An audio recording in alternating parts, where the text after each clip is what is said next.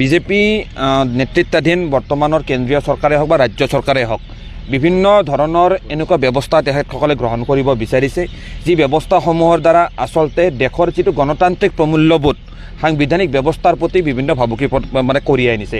আজি এক দেশ এক নিৰ্বাচনৰ যিটো এক ব্যৱস্থা এই ব্যৱস্থাটোক ইতিমধ্যে গণতন্ত্ৰত বিশ্বাস থকা ভাৰতবৰ্ষৰ ৰাইজে কিন্তু ইয়াক হেৰি কৰিছে মানে ইয়াক কোনো পৰ্যায়ে মানি লোৱা নাই আৰু তেনেকুৱা ক্ষেত্ৰত সংসদতো তীব্ৰ বিতৰ্ক হৈছে।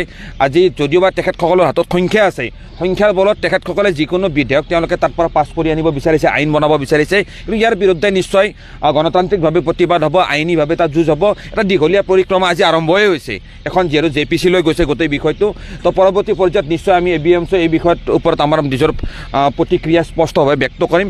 বৰ্তমান আমি এইখিনিয়ে ক'ব বিচাৰিছোঁ যে এক দেশ এক নিৰ্বাচনৰ যিটো ব্যৱস্থা বৰ্তমানৰ বিজেপি চৰকাৰখনে আনিব বিচাৰিছে এয়া দেশৰ গণতন্ত্ৰৰ বাবে দেশৰ যিটো সংসদীয় গণতান্ত্ৰিক ব্যৱস্থাৰ প্ৰতি এক খুব অলক্ষণ নহয়।